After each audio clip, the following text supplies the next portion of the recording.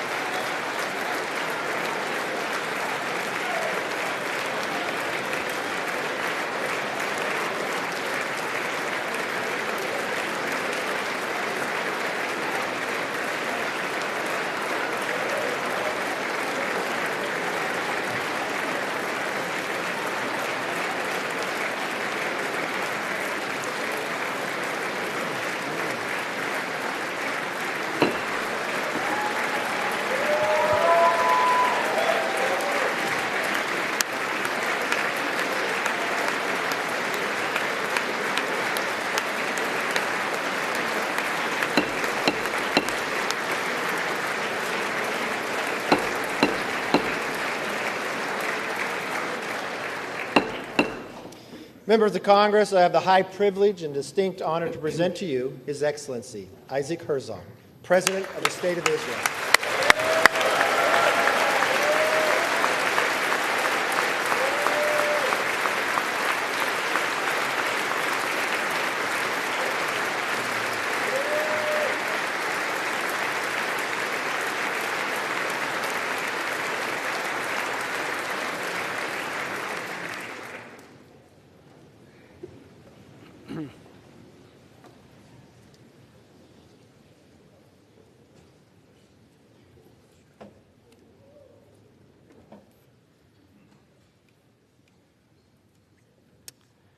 Madam Vice President, Mr. Speaker, on November 10th, 1987, I was sitting at home with my wife Michal, expecting our first child.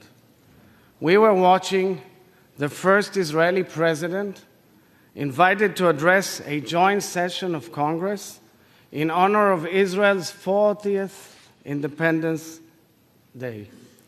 That president was my father.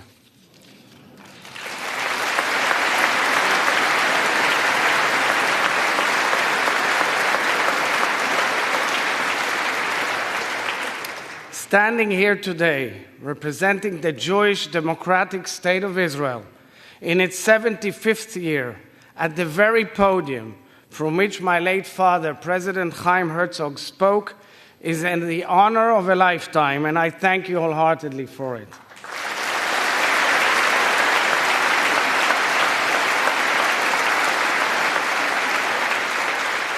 I was born and raised in Israel, but my father's diplomatic post at the United Nations brought my family to New York in the 1970s. During high school, I volunteered with the Legal Aid Society for the Elderly in Brooklyn, New York. I volunteered with the impoverished and the underprivileged elderly, including war veterans and Holocaust survivors who gave their best years to the country they loved. My mentor at the organization was a subtle, reserved professional. She was strictly business. The moment she broke character has remained with me for almost 50 years.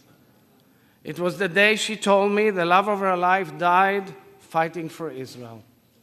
Her fiancé, a tall, bright American Jewish boy, was inspired by the Zionist dream and the Jewish people's desire for independence.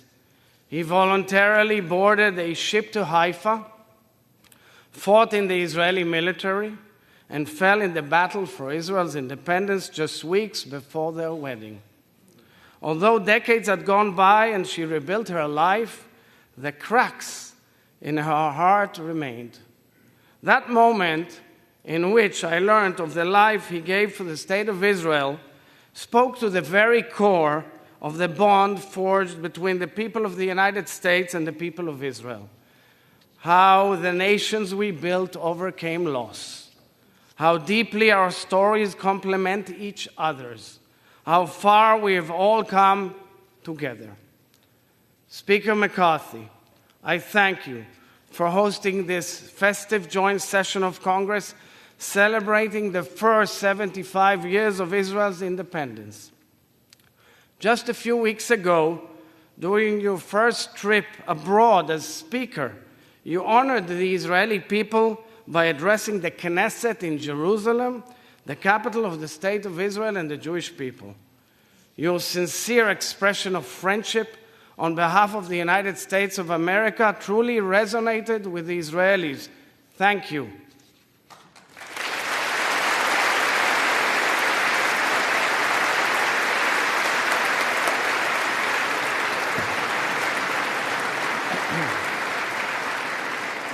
Vice President Harris, it is such a great pleasure to see you again. I vividly recall hosting you at the Knesset a few years back. Your stirring remarks at the Israeli Embassy's Independence Day reception a few weeks ago reflect both yours and President Biden's decades-long ironclad friendship with Israel. Special thanks go to former Speaker Nancy Pelosi, who first invited me less than a year ago, together with Senator Chuck Schumer.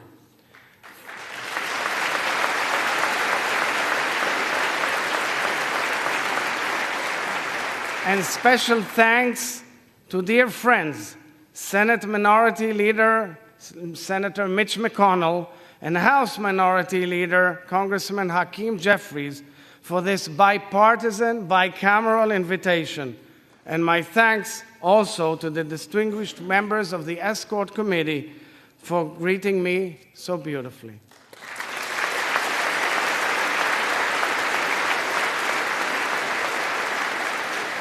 Mr. Speaker, dear friends, in Jewish weddings, a glass is placed on the ground, intentionally stomped on. This ritual evokes the destruction of our temple in Jerusalem 2,000 years ago. Only after the glass is broken, the celebration can truly begin. Amidst the most joyous occasions in the lives of two individuals who have come together to build something whole, we recall what was once broken in our nation. Thus, the bitter blends with the sweet. Today, the Hebrew calendar points to the first day of the month of Av. In Jewish tradition, this is a somber period in which we mourn the loss of our sovereignty. Jewish communities all over the world lament the beginning of our national exile, where throughout 2 millennia we continuously expressed a spiritual connection to our ancestral homeland, a longing to return home and regain our independence. Yet today, at this moment in my people's history, gathering on Capitol Hill to celebrate 75 years of Israeli independence with our greatest partner and friend, the United States of America, my soul is overflowing with pride and joy.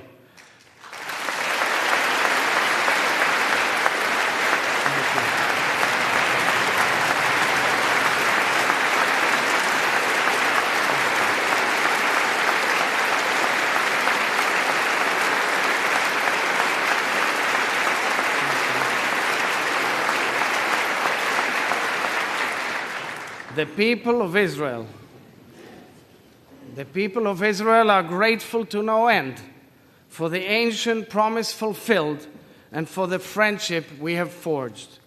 In 1949, the President of the United States of America, Harry S. Truman, met with the chief rabbi of the newly established State of Israel, my grandfather, Rabbi Yitzchak Isaac Herzog, in the Oval Office. This was just a few years after each of them pleaded and campaigned for the rescue of Europe's Jews being slaughtered in the Holocaust by the Nazis. In speaking to President Truman, Rabbi Herzog thanked him for being the first world leader to officially recognize the State of Israel 11 minutes after its foundation.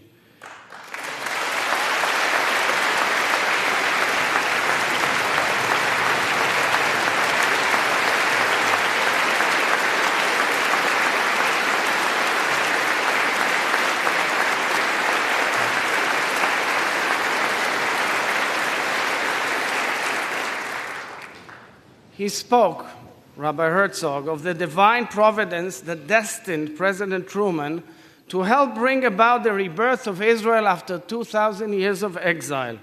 Witnesses of the encounter recalled tears running down President Truman's cheeks. We're honored to have President Truman's grandson, Clifton Truman Daniel, with us here today.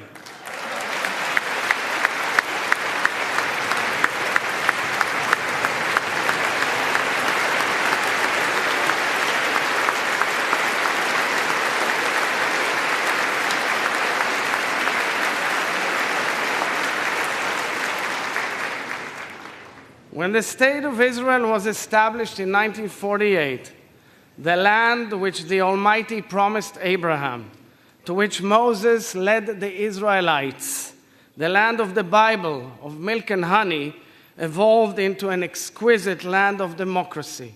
Against all odds, the Jewish people returned home and built a national home which became a beautiful Israeli democracy, a mosaic of Jews, Muslims, Christians, Druze and Circassians, secular, traditional, and Orthodox, of all denominations, of all possible views and lifestyles. A land which welcomed the ingathering of exiles from over 100 nations. A land which became the startup nation, a bustling hub of innovation and creativity, social action and intellectual discovery, spiritual awakening and business ventures, scientific ingenuity, and life-saving medical breakthroughs. We built a nation-state which has faced relentless war, terror, and delegitimization since its birth. A country fighting to defend itself from enemy and foe, yet whose citizens continue to greet each other with the word peace, shalom. A country which takes pride in its vibrant democracy, its protection of minorities, human rights and civil liberties as laid down by its parliament, the Knesset, and safeguarded by its strong Supreme Court and independent judiciary.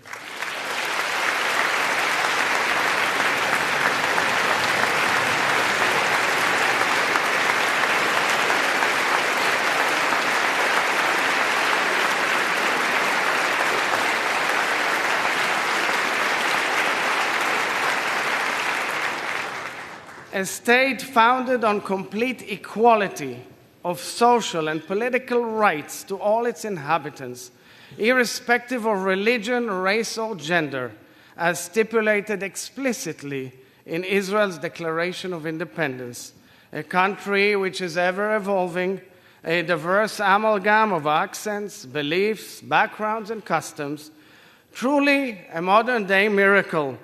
This is the sweetness in which our country has been blessed.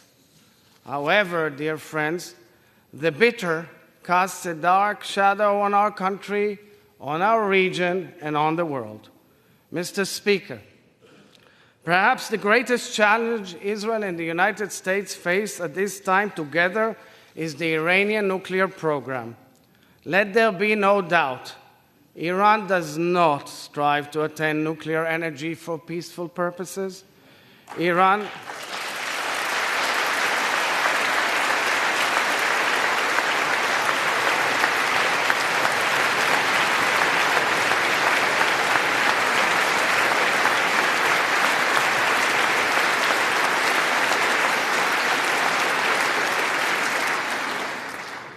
Iran is building nuclear capabilities that pose a threat to the stability of the Middle East and beyond. Every country or region controlled or infiltrated by Iran has experienced utter havoc. We have seen this in Yemen, in Gaza, in Syria, in Lebanon, in Iraq. In fact, we have seen this in Iran itself, where the regime has lost its people and is suppressing them brutally. Iran has spread hatred, terror, and suffering throughout the Middle East and beyond, adding fuel to the disastrous fire and suffering in Ukraine. Iran is the only nation on the planet publicly calling, plotting, and developing means to annihilate another nation, and members of the family of nations, the State of Israel. Israel has no border with Iran. Israel has no resources contested by Iran. Israel has no conflict with the Iranian people. And yet, the Iranian regime, together with its proxies throughout the Middle East, is aiming and working towards destroying the State of Israel, killing the Jews, and challenging the entire world, the entire free world. Allowing Iran to become a nuclear threshold state, whether by omission or by diplomatic commission, is unacceptable.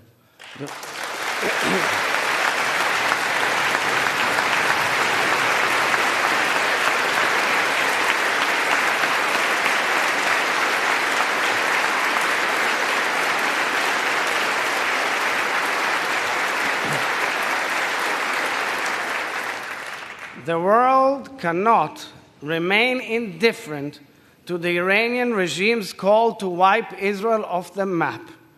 Tolerating this call and Iran's measures to realize it is an excusable moral collapse. Backed by the free world, Israel and the United States must act forcefully together to prevent Iran's fundamental threat to international security. I am here to reiterate what every Israeli leader has declared for decades. The State of Israel is determined to prevent Iran from acquiring nuclear weapon capabilities.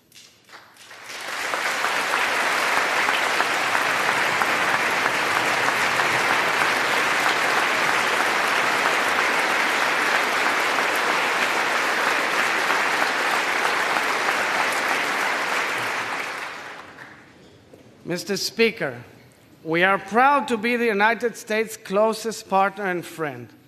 We are grateful to the United States for the necessary means you have provided us to keep our qualitative military edge and to enable us to defend ourselves by ourselves. This reflects your ongoing commitment to Israel's security.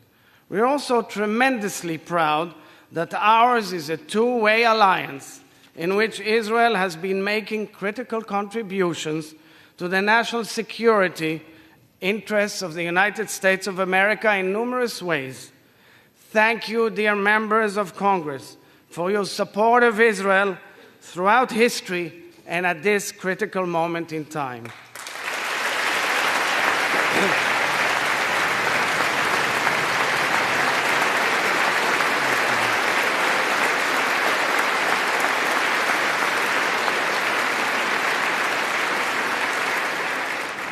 Mr. Speaker, there is no question that the peace which the United States brokered between Israel and its neighbors has revolutionized the Middle East.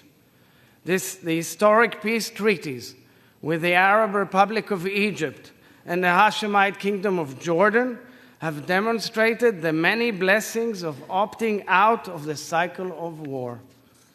Both Jordan and Egypt have contributed tremendously to solidifying the precious peace and enhancing our region's stability and well-being. 3 years ago, the Abraham Accords realigned our imaginations and our nation and our region. Israel eagerly welcomed the United Arab Emirates, the Kingdom of Bahrain, and the Kingdom of Morocco into an exclusive warm peace between our peoples. Since signing the accords, over 1 million Israelis have visited the Abrahamic nations, a clear expression of our will to become integrated in the region. This is a peace anchored in trust, hope, and prosperity, a true game changer. Each of these historic agreements, which have altered the trajectory of the Middle East, was facilitated by our greatest friends, the United States of America. Israel's hand is extended and our heart is open to any partner in peace, near or far. Israel thanks the United States for working towards establishing peaceful relations between Israel and the Kingdom of Saudi Arabia, a leading nation in the region and in the Muslim world. We pray for this moment to come. This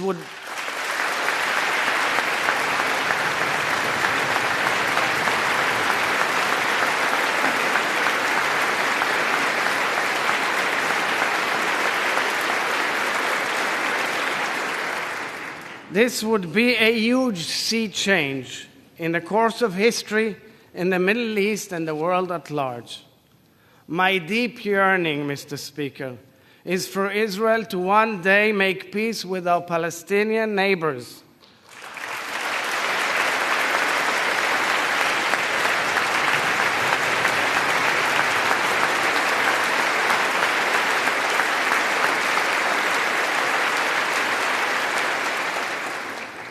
Over the years, Israel has taken bold steps towards peace and made far-reaching proposals to our Palestinian neighbors.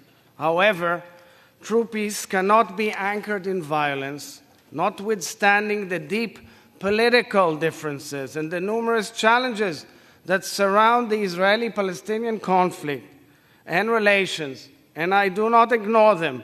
It should be clear that one cannot talk about peace while condoning and legitimizing terror implicitly or explicitly. True peace cannot be anchored in violence.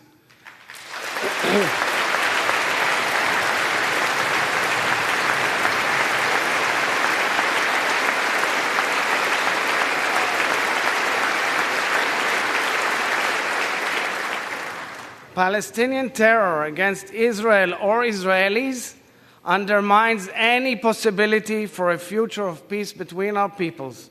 Israelis are targeted while waiting for buses, while taking a stroll on the promenade, while spending time with their family.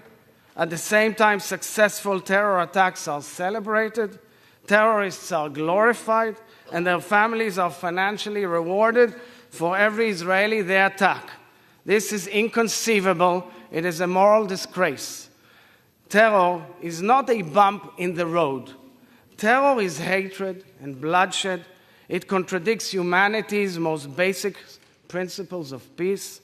Israel cannot and will not tolerate terror, and we know that in this we are joined by the United States of America.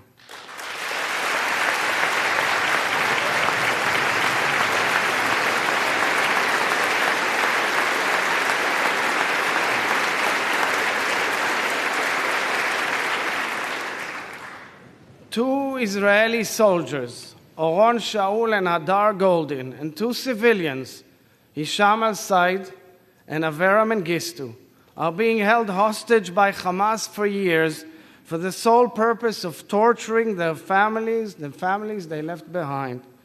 Lieutenant Hadar Goldin was abducted in violation of a UN-sponsored humanitarian ceasefire negotiated by the United States. His family has been fighting for 9 years to bring him home. I asked Hadar Goldin's mother, Leah, to be with us here today.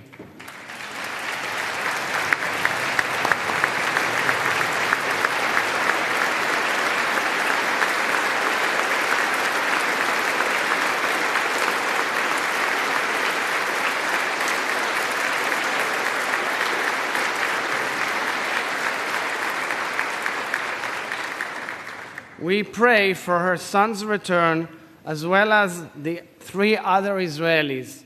We pray for the fulfillment of Isaiah's prophecy. Nation shall not take up sword against nation, neither shall they know war anymore. The younger generation of Israelis and Palestinians deserve better. They are all worthy of a future to look towards, a future of peace and prosperity, a future of hope, and I'm wholeheartedly committed to this vision, a vision of hope and peace, true peace, without any terror.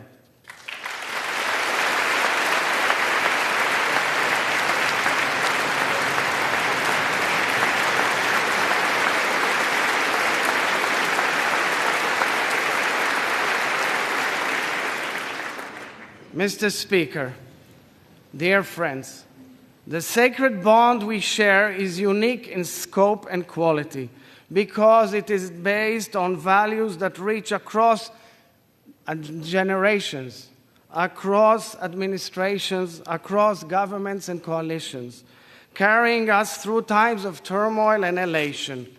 160 years ago, it was President Abraham Lincoln who spoke of the dream to restore the Jews to their national home as one shared by many Americans. The inscription on Philadelphia's Liberty Bell articulates the Hebrew Bible's code of ethics. Proclaim liberty throughout all the land unto the inhabitants thereof. This verse from Leviticus, shining through the crack of the Liberty Bell, underscores the principles that fuel the American dream. These words have bound our nation through the ages. Coming together today in this chamber of liberty and freedom, we are all realizing the hopes of our founding fathers and mothers.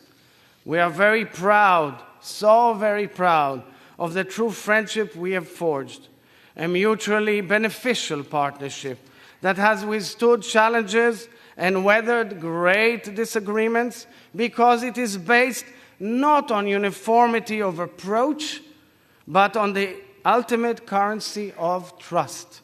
It is not dependent upon operating in harmony, but on the history we share, on the truths we cherish, on the values we embody. This partnership is based also on similarities and the affinity between our peoples, the courageous immigrants and the trailblazing pioneers. It is rooted deep in our respective declarations of independence. In the American Declaration of Independence, the founders appealed to the supreme judge of the world. In the Israeli Declaration of Independence, influenced by America's, our founders placed their trust in the Rock of Israel, Tzur Israel. The revered American Jewish spiritual leader, Rabbi Abraham Joshua Heschel, embodied the bridge between our peoples and the story of American Jewry. After escaping from the Holocaust, Rabbi Heschel publicly advocated interfaith dialogue. He fought for civil liberties in America and marched alongside Reverend Dr. Martin Luther King Jr. in the historic march from Selma to Montgomery in March of 1965. Rabbi Heschel wrote, "To be is to stand for. To be is to stand for. I'm so pleased to have his daughter, Professor Susanna Heschel of Dartmouth, joining us here today. Thank you, Susanna.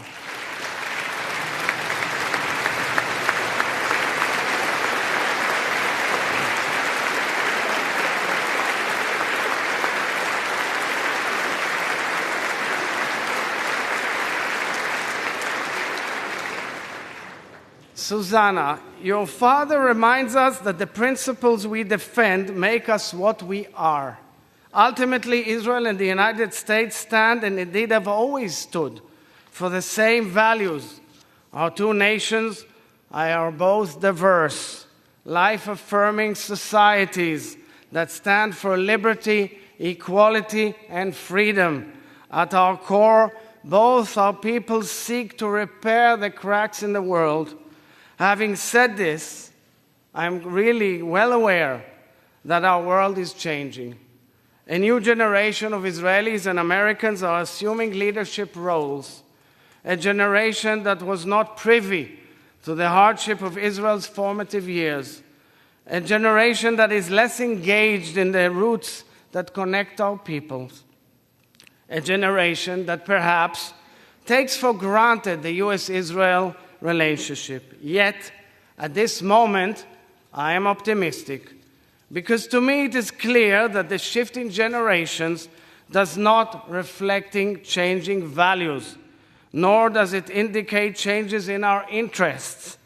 When the United States is strong, Israel is stronger.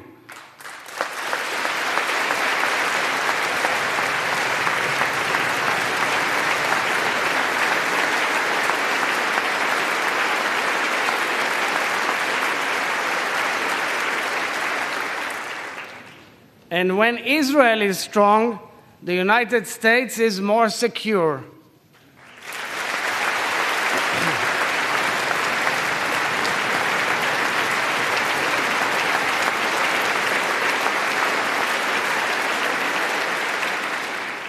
Today, my dear friends, we are provided the opportunity to reaffirm and redefine the future of our relationship. Each of us here has a decisive role in the future we are building. Many of the challenges Israel and the United States face are similar. We are all experiencing a tumultuous shift in balance, evident in countless areas: geopolitical unrest, big power competition, catastrophic war in Ukraine, pandemics, climate crisis, the unknown of artificial intelligence, energy shortages, food insecurity, scarcity of water and desertification, global terror, social polarization, and the attempts to destabilize democracy. Each of these challenges present an opportunity to seek out solutions together, which will benefit the global community. Israel has the ability to contribute in a unique, significant fashion to addressing these challenges. Israel and the United States are world leaders in aiding countries whose peoples have suffered. Our collaborative capabilities, coupled with our mutual beneficial partnership, are the key to the future of our children. To us, it is clear that America is irreplaceable to Israel and Israel is irreplaceable to America.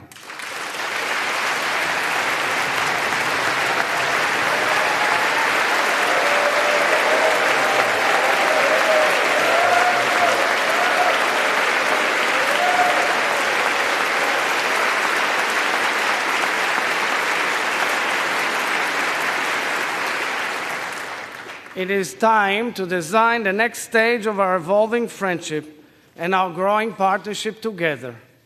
So let's do it together, ladies and gentlemen. Let's elevate our partnership to new levels. Mr. Speaker, I'm not oblivious to criticism among friends, including some expressed by respected members of this House. I respect criticism, especially from friends, although one does not always have to accept it.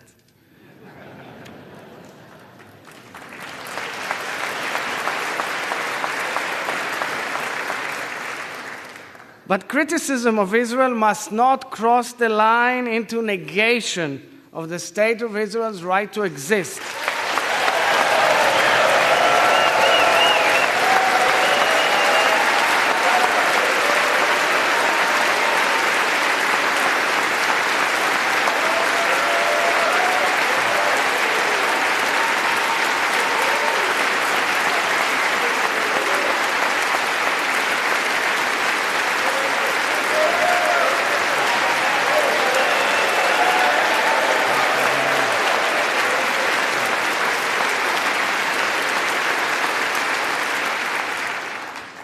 Questioning the Jewish people's right to self-determination is not legitimate diplomacy, it is anti-Semitism.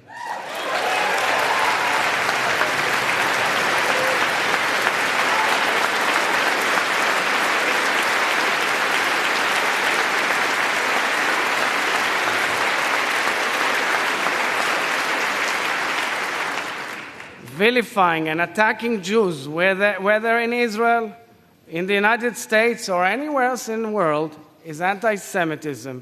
Anti-Semitism is a disgrace in every form, and I commend President Joe Biden for laying out the United States' first ever national strategy to combat anti-Semitism.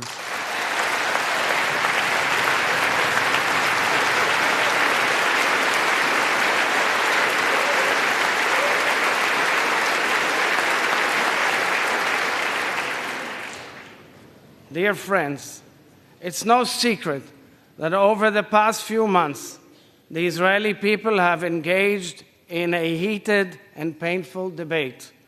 We have been immersed in voicing our differences and revisiting and renegotiating the balance of our institutional powers in the absence of a written constitution.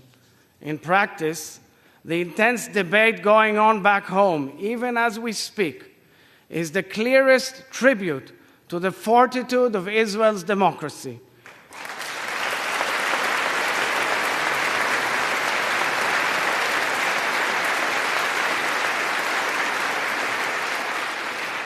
Israel's democracy has always been based on free and fair elections, on honoring the people's choice, on safeguarding minority rights, on protection of human and civil liberties, and on a strong and independent judiciary.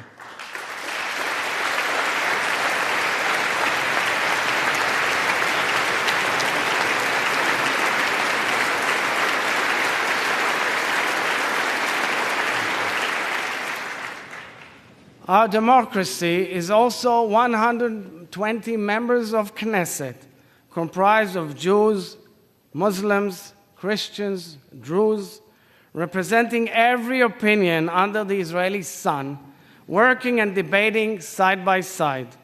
Our democracy is also late Friday afternoon, when the sound of the muezzin calling to prayer blends with a siren announcing the Sabbath in Jerusalem, while on one of the largest and most impressive LGBTQ pride parades in the world is going on in Tel Aviv.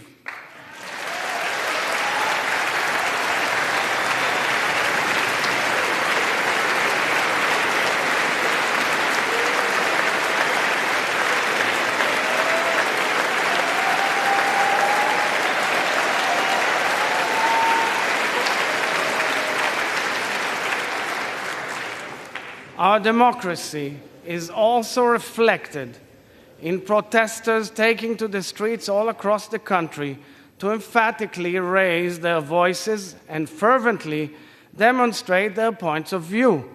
Our democracy is the blue and white Israeli flag, waved and loved by all Israelis taking part in the debate. I am well aware of the imperfections of Israeli democracy, and I'm conscious of the questions posed by our greatest of friends. The momentous debate in Israel is painful and deeply unnerving because it highlights the cracks in the whole, within the entire whole. And as President of Israel, I am here to tell the American people and each of you that I have great confidence in Israeli democracy. Although we are working through sour issues, just like you, I know our democracy is strong and resilient. Israel has democracy in its DNA.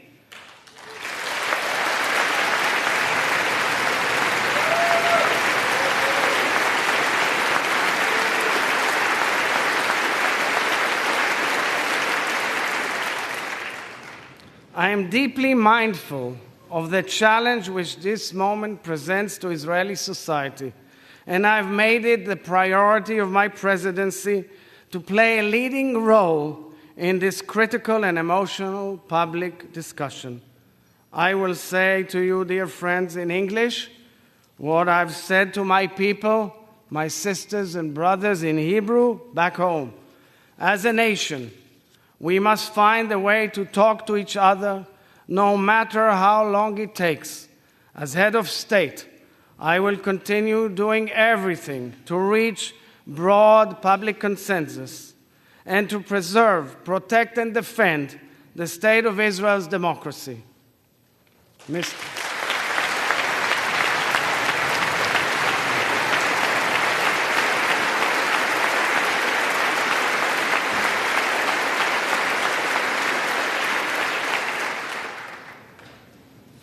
Dear friends, for so many Israelis, this very public debate is also very personal. It is now a little after 6 p.m. in Israel. They will sit down to dinner together besides family or friends with whom they may severely disagree.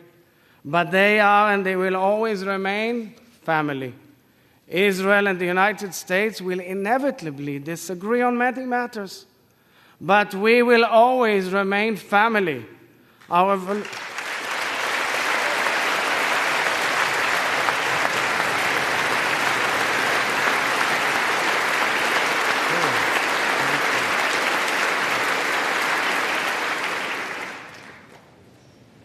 revolutionary societies have so much to give to the world and so much to learn from each other. Our bond may be challenged at times, but it is absolutely unbreakable.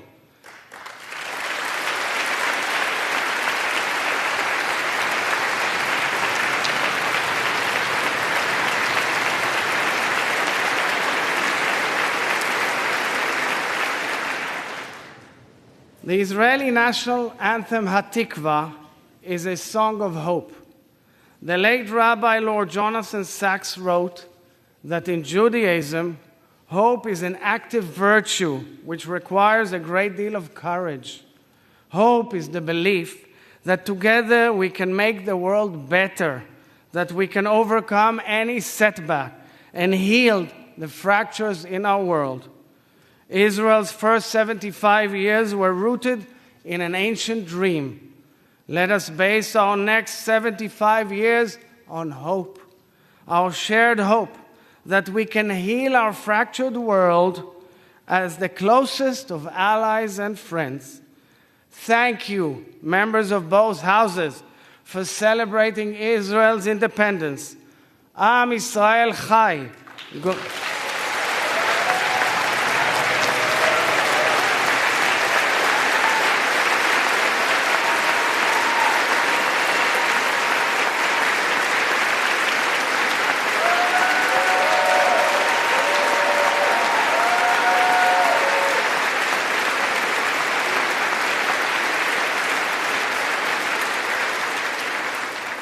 God bless the state of Israel and God bless the United States of America.